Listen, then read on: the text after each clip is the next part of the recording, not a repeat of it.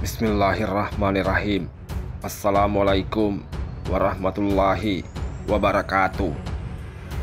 Selamat datang di channel kami, saluran yang menyajikan informasi dan inspirasi seputar sejarah Islam. Pada video kali ini, kita akan membahas tentang penaklukan kota Mekah. Penaklukan kota Mekah atau Fathu Mekah merupakan peristiwa yang terjadi pada tahun 630 Masehi, tepatnya pada tanggal 20 Ramadan 8 Hijriah, di mana Nabi Muhammad beserta 10.000 pasukan bergerak dari Madinah menuju Mekah. Dengan peristiwa Fathu Mekah ini, Allah menyelamatkan kota Mekah dari belenggu kesyirikan dan kesaliman dari orang-orang kafir Quraisy. Dan atas peristiwa ini, penduduk Mekah berbondong-bondong menemui Nabi Muhammad sallallahu alaihi wasallam dan memeluk Islam. Seperti apa kisahnya? Inilah dia, penaklukan kota Mekah.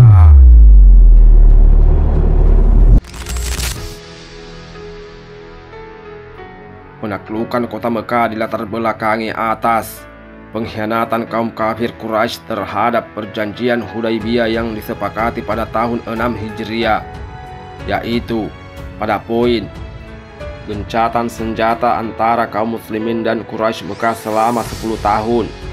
Tetapi baru berjalan 2 tahun, kaum Quraisy sudah melanggarnya.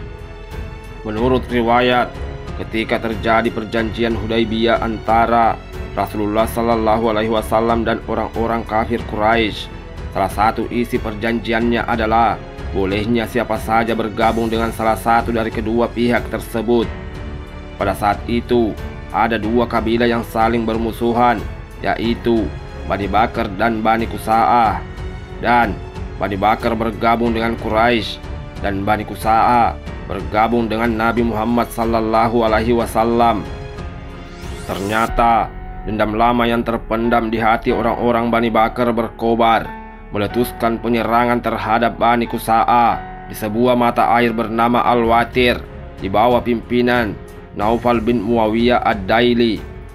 Bani Bakar menyergap dan membunuh 20 orang dari Bani Qusa'ah dalam keadaan rombongan itu tidak siap untuk berperang, dan beberapa dari orang Quraisy memberi bantuan kepada Bani Bakar berupa perbekalan dan senjata. Bahkan di antara mereka, menurut sebagian ahli sejarah, ada yang ikut berperang dengan sembunyi-sembunyi di malam hari. Akhirnya Bani Qusa'ah mundur dan melarikan diri sampai masuk ke tanah haram Mekah. Mereka ingatkan Naufal, "Hai Naufal, kami sudah berada di tanah haram. Hati-hati dengan Tuhanmu. Hati-hati dengan Tuhanmu." Naufal membalas dengan ucapan yang sangat buruk dan keji, "Tidak ada Tuhan lagi bagi tanah haram hari ini. Hai Bani Bakar, tuntaskan dendam kalian. Demi hidupku, dahulu kalian mencuri di tanah haram, maka sekarang mengapa kalian tidak selesaikan dendam kalian di sini?"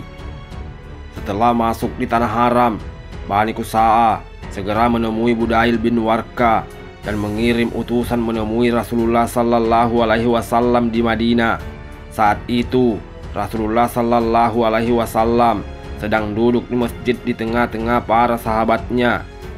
Utusan itu segera masuk dan menyampaikan peristiwa menyedihkan yang menimpa Bani Qusa'ah. Tak lama kemudian, datang lagi beberapa orang Bani Qusa'ah menemui Rasulullah Sallallahu Alaihi Wasallam di Madinah, menceritakan apa yang baru menimpa mereka, juga tindakan Quraisy yang memberi bantuan kepada Bani Bakar menyerang mereka. Setelah itu mereka kembali ke Mekah. Kemudian Rasulullah Sallallahu Alaihi Wasallam berkata, "Sepertinya kalian akan melihat Abu Sufyan. Dia akan datang untuk memperbarui perjanjian dan menambah waktunya." Atas peristiwa penyerangan itu, Abu Sufyan dari kaum Quraisy menyadari bahwa mereka telah melakukan pelanggaran atas perjanjian Hudaybiyah.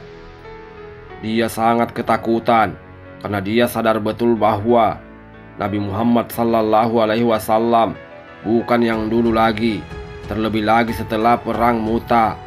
Akhirnya Abu Sufyan segera berangkat menuju Madinah.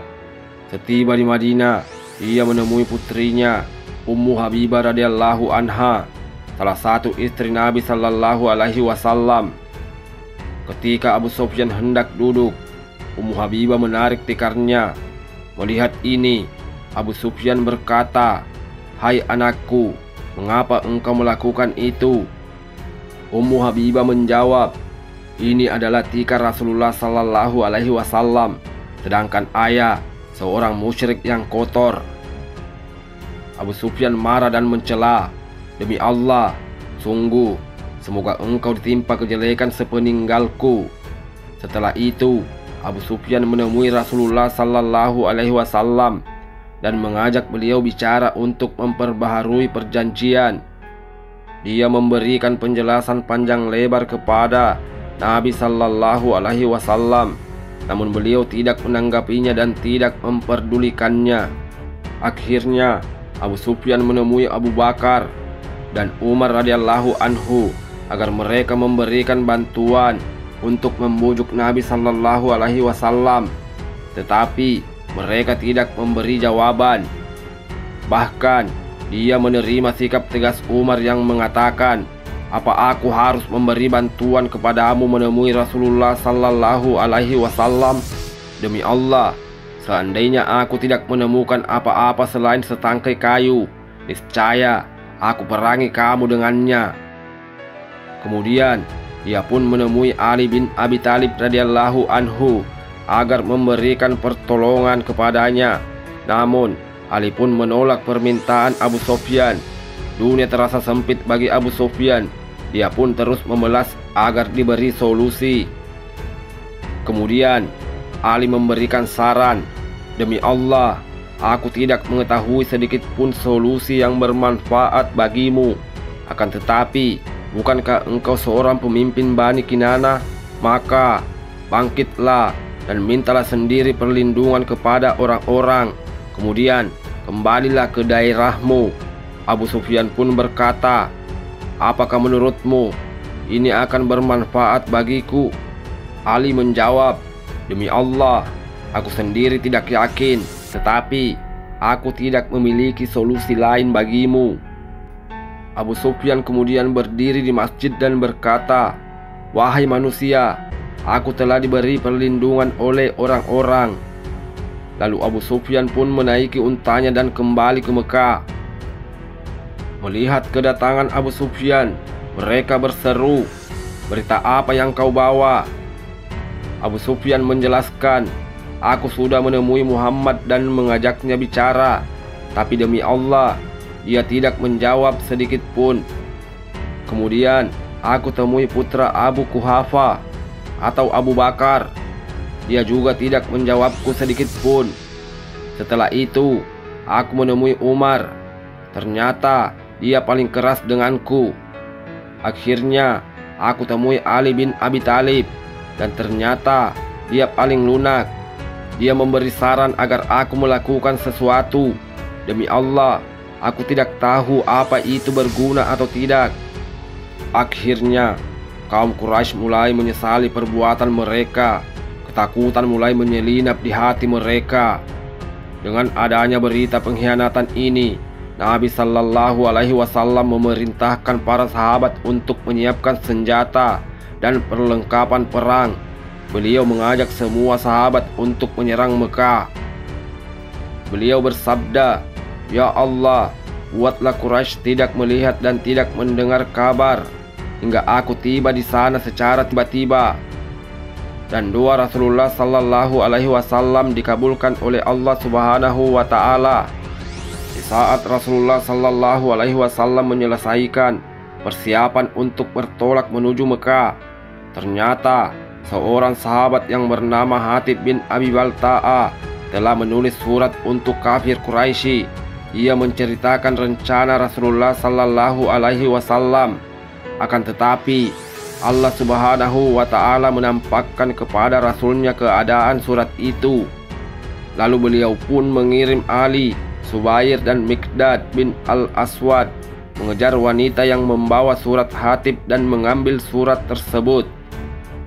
Imam Al-Bukhari dan Muslim meriwayatkan dari Ali bin Abi Thalib radhiyallahu anhu. Dalam sebuah hadis sahih, beliau menceritakan, Rasulullah sallallahu alaihi wasallam mengutus saya dan Subair serta Miqdad bin Al-Aswad. Kata beliau, berangkatlah hingga tiba di Raudatukah, karena di sana ada seorang wanita yang sedang dalam perjalanan membawa sepucuk surat. Ambillah surat itu darinya. Kami pun berangkat. Kuda-kuda kami berlari cepat hingga kami tiba di Rauda. Kami dapati seorang wanita sedang dalam perjalanan. Setelah Ali berhasil menyusul wanita tersebut, beliau langsung meminta suratnya. Namun wanita itu berbohong dan mengatakan bahwa dirinya tidak membawa surat apapun.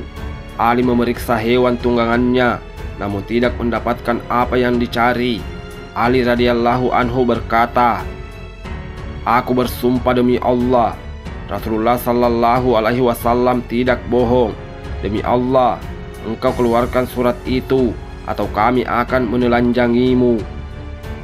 Setelah mendengar hal itu, wanita itu pun menyerahkan suratnya kepada Ali bin Abi Thalib. Sesampainya di Madinah, Ali langsung menyerahkan surat tersebut kepada Nabi sallallahu alaihi wasallam. Dalam surat tersebut tertulis nama Hatib bin Abi Balta'a. Dengan bijak, Nabi sallallahu alaihi wasallam menanyakan alasan Hatib. Hatib bin Abi Balta'ah pun menjawab, "Jangan terburu menuduhku, wahai Rasulullah. Demi Allah, aku orang yang beriman kepada Allah dan Rasulnya. Aku tidak murtad dan tidak mengubah agamaku. Dulu aku adalah anak angkat di tengah Quraisy. Aku bukanlah apa-apa bagi mereka. Di sana aku memiliki istri dan anak. Sementara tidak ada kerabatku yang bisa melindungi mereka. Sementara orang-orang yang bersama Anda memiliki kerabat yang bisa melindungi mereka. Oleh karena itu, aku ingin ada orang yang bisa melindungi kerabatku di sana." Dengan serta-merta, Umar bin Khattab menawarkan diri. "Wahai Rasulullah, biarkan aku memenggal leher munafik ini." Kemudian Rasulullah sallallahu alaihi wasallam dengan bijak menjawab, "Sesungguhnya Hatib pernah ikut perang Badar. Allah berfirman tentang pasukan Badar, 'Berbuatlah sesuka kalian, karena kalian telah saya ampuni.'" Mendengar ayat ini, air mata Umar berlinang. Allah dan Rasulnya mengampuni dan memaklumi sikap Hatib bin Balta'a. Kemudian beliau keluar Madinah bersama 10.000 sahabat yang siap perang. Beliau memberi Abdullah bin Umi Maktum tugas untuk menggantikan posisi beliau di Madinah. Di tengah jalan, beliau bertemu dengan Abbas, paman beliau bersama keluarganya yang bertujuan untuk berhijrah dan masuk Islam. Kemudian di suatu tempat, beliau berjumpa dengan sepupunya Ibnul Haris dan Abdullah bin Abi Umayyah ketika masih kafir. Dua orang ini termasuk di antara orang yang permusuhannya sangat keras terhadap Nabi sallallahu alaihi wasallam. Dengan kelembutannya, Nabi sallallahu alaihi wasallam menerima taubat mereka dan masuk Islam. Kemudian Nabi sallallahu alaihi wasallam bersabda, "Saya berharap dia bisa menjadi pengganti Hamzah radhiyallahu anhu." Setelah beliau sampai di suatu tempat yang bernama Marra Dahran dekat dengan Mekah, beliau memerintahkan seluruh pasukan untuk menyalakan obor. 10.000 obor dinyalakan. Abu Sufyan pun ketakutan seraya berkata, "Aku belum pernah melihat api dan pasukan seperti malam ini." Badil bin Warqa yang ikut menyertai Abu Sufyan pura-pura tidak tahu dan menjawab, "Itu adalah kaumku." Abu Sufyan menjawab, "Usaha lebih kecil dan lebih hina dari pasukan ini." Malam itu, Abbas berangkat menuju Mekah dengan menaiki bigal, yaitu peranakan kuda dan keledai milik Nabi sallallahu alaihi wasallam. Beliau mencari penduduk Mekah agar mereka keluar menemui Nabi sallallahu alaihi wasallam dan meminta jaminan keamanan sehingga tidak terjadi peperangan di negeri Mekah. Tiba-tiba Abbas mendengar suara Abu Sufyan dan Budail bin Sarka yang sedang berbincang-bincang tentang api unggun yang besar tersebut. "Ada apa dengan dirimu, wahai Abbas?" tanya Abu Sufyan. Itu Rasulullah sallallahu alaihi wasallam di tengah-tengah orang. Demi Allah, amat buruklah orang-orang Quraisy. Demi Allah, jika beliau mengalahkanmu, beliau akan memenggal lehermu. Naiklah ke atas punggung Bigal ini, agar aku dapat membawamu ke hadapan Nabi sallallahu alaihi wasallam, jawab Abbas. Maka Abu Sufyan pun naik di belakangnya dan pergi menemui Nabi sallallahu alaihi wasallam. Rasulullah sallallahu alaihi wasallam bersabda, "Kembalilah ke kemahmu wahai Abbas. Besok pagi datanglah ke sini." Kemudian esok harinya Abbas membawa Abu Sufyan menemui Rasulullah sallallahu alaihi wasallam. Kemudian beliau pun berkata, "Celaka engkau hai Abu Sufyan. Apa belum tiba waktunya kau tahu bahwasanya tidak ada sesembahan yang hak kecuali Allah?" Abu Sufyan mengatakan, "Demi ayah dan ibuku sebagai jaminanmu, jauh-jauh hari aku sudah menduga, andaikan ada sesembahan selain Allah, tentu aku tidak membutuhkan sesuatu apapun setelah ini." Nabi sallallahu alaihi wasallam bersabda, "Celaka kamu wahai Abu Sufyan. Bukankah sudah saatnya kamu mengakui bahwa aku adalah utusan Allah?" Abu Sufyan menjawab, "Demi ayah dan ibuku sebagai jaminanmu, kalau mengenai masalah ini, di dalam hatiku masih ada sesuatu yang mengganjal hingga saat ini." Abbas kemudian menyela, "Celaka kau, masuklah Islam, bersaksilah la ilaha illallah Muhammadar Rasulullah sebelum beliau memenggal lehermu." Lalu Abu Sufyan pun mengucapkan syahadat dan masuk Islam. Kemudian Abbas berkata kepada Rasulullah sallallahu alaihi wasallam, "Sebenarnya Abu Sufyan ini orang yang suka dihormati, maka berilah dia sesuatu." Maka Rasulullah sallallahu alaihi wasallam pun memberikan kebanggaan itu. Kemudian Rasulullah sallallahu alaihi wasallam berkata, "Baik, siapa yang masuk ke rumah Abu Sufyan, dia aman. Siapa yang mengunci rumahnya, dia aman. Dan siapa yang masuk ke dalam Masjid Al-Haram, dia aman." Setelah itu Abbas berkata kepada Abu Sufyan, "Pulanglah." Setelah itu Abu Sufyan pulang ke Mekah dan menemui kaum Quraisy dan berteriak dengan keras, "Hai seluruh kaum Quraisy, ini Muhammad. Dia datang kepada kalian dengan pasukan yang tidak mungkin kalian hadapi. Siapa yang masuk ke rumah Abu Sufyan, dia aman." Tiba-tiba istrinya Hindun datang dan berkata, "Bunuh manusia gendut yang tak berguna ini." Abu Sufyan tetap berseru, "Celaka kalian, jangan hiraukan perempuan ini. Selamatkan diri kalian. Siapa yang masuk rumah Abu Sufyan, dia selamat. Siapa yang masuk ke Masjid Al-Haram, dia selamat. Dan siapa yang mengunci pintu rumahnya, dia selamat." Akhirnya mereka berpencar menyelamatkan diri. Ada yang masuk ke dalam rumahnya, ada pula yang menuju Masjidil Haram. Perlahan tapi pasti Rasulullah sallallahu alaihi wasallam mulai mendekati pintu kota Mekah. Beliau pun membelitkan sorbannya dan menundukkan kepalanya dalam-dalam hingga hampir menyentuh punggung kendaraannya. Beliau sallallahu alaihi wasallam bersyukur memuji Allah melihat kemuliaan yang Allah berikan kepadanya. Dahulu beliau keluar dari Mekah dalam keadaan terusir, dihinakan. Kini beliau kembali ke kampung halaman dalam keadaan mulia dan dimuliakan. Semoga salawat dan salam senantiasa Allah limpahkan untukmu, wahai junjungan. Rasulullah sallallahu alaihi wasallam telah berhasil memasuki kota Mekah tanpa rintangan sama sekali. Hanya segelintir orang yang melakukan perlawanan. Namun semuanya sudah dibereskan oleh Khalid bin Walid. Kemudian Rasulullah sallallahu alaihi wasallam mulai tawaf di Ka'bah di atas untanya. Sementara di sekeliling Ka'bah masih ada 360 buah patung berhala. Setiap kali melewati satu berhala, beliau menusuk berhala itu dengan tongkat yang ada di tangan beliau sambil membaca, "Yang benar telah datang, dan yang batil telah lenyap. Sesungguhnya yang batil itu pasti lenyap. Quran Surah Al-Isra ayat 81. Maka tersungkurlah berhala-berhala tersebut. Setelah tawaf, beliau kemudian memasuki Ka'bah. Di dalam Ka'bah, beliau melihat gambar Nabi Ibrahim dan Ismail yang sedang mengundi dengan panah. Kata beliau, semoga Allah membinasakan mereka. Demi Allah, keduanya tidak pernah mengundi dengan cara ini sama sekali.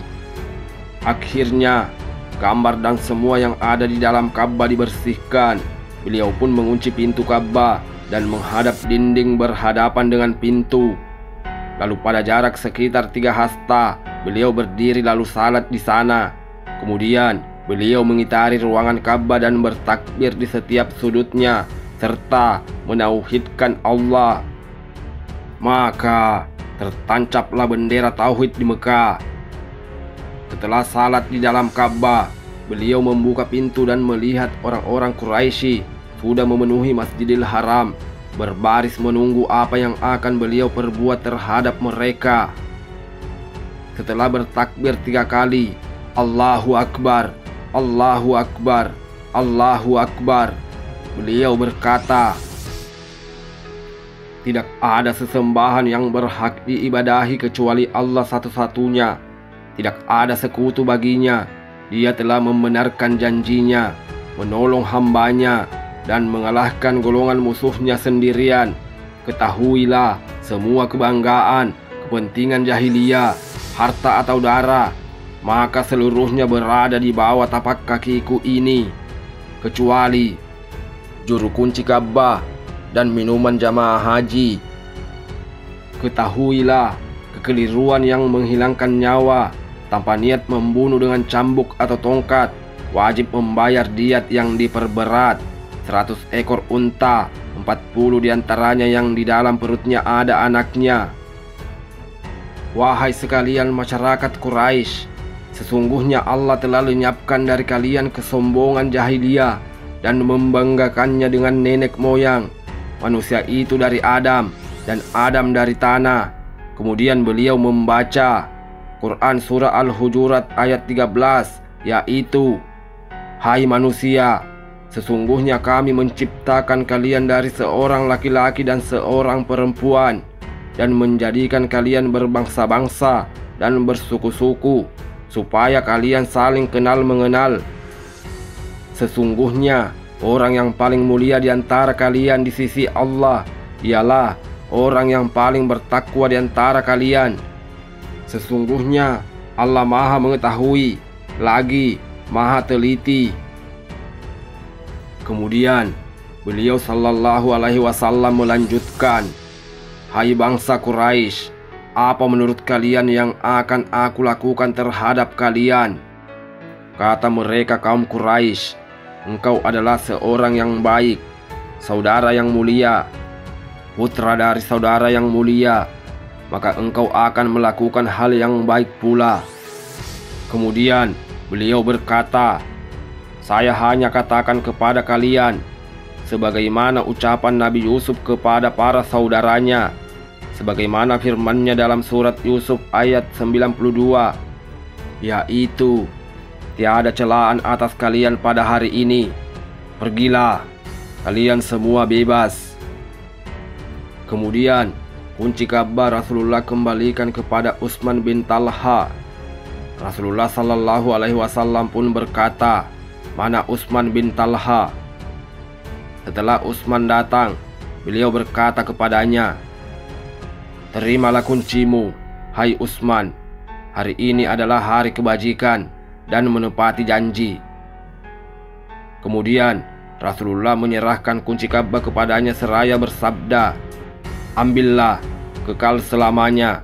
Tidak ada yang mengambilnya dari keluarga kalian, melainkan orang yang salim. Inilah kemenangan yang sangat nyata bagi kaum muslimin. Telah sempurna pertolongan Allah. Penduduk kota Mekah dan suku-suku Arab berbondong-bondong masuk Islam. Demikian karunia besar yang Allah Subhanahu wa Ta'ala berikan. Sejak saat itulah Mekah menjadi negeri Islam, sehingga tidak ada lagi hijrah dari Mekah menuju Madinah. Penaklukan kota Mekah atau Fathu Mekah dilakukan dengan jalan damai. Tercatat sepanjang sejarah bahwa penaklukan ini tak akan bisa ditandingi dengan penaklukan kota-kota lain di dunia sampai kapanpun. Demikianlah kisah penaklukan kota Mekah.